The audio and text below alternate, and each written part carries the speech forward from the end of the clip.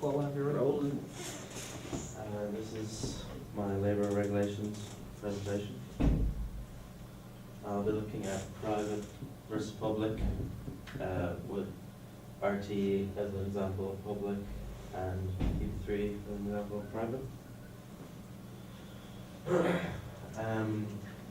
Some general things about working in public. They work with unions to establish things like pay, sick leave, pensions, paternal leave, the pay you get with sick leave and paternal leave. Public would also provide training, and also there'd be more job security in public. And then private, they don't have to recognise unions, they're not bound by law to recognise them. So sick leave, parental leave, pay you get with them, pensions are at the employer's own discretion, and they don't have to provide training, so, and there'll be less job security in private. Some things both public and private have to follow due to laws and legislation would be things in health and safety, minimum wages and standards of work. In health and safety, laws and acts such as Safety, Health and Welfare at Work Acts 2005 and 2010, and Safety, Health and Welfare at Work General Occupation Regulations 2007 govern both public and private work. With these laws and regulations, employers and employees have certain duties that they have to fulfill to be compliant. The employer has to do things such as provide a safe workplace, provide training on health and safety, make sure employees have the right equipment to work safely, and also to appoint someone as a safety officer.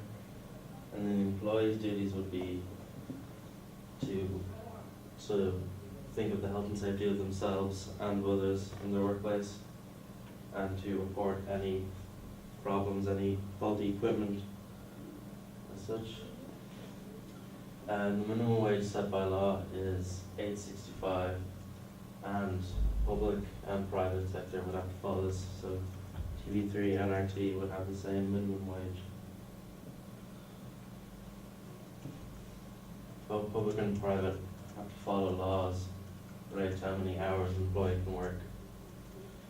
Laws set by the Organisation of Working Time Act 1997,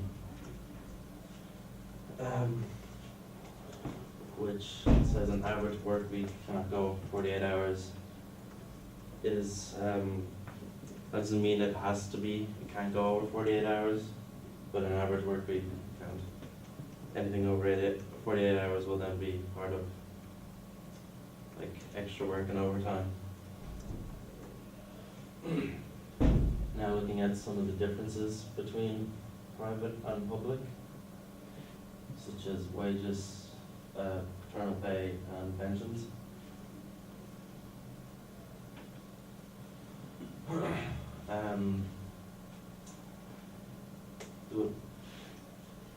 The wages for RT will be set by unions. They work with conjunction with unions such as SIP2 to negotiate general rates for all their employees.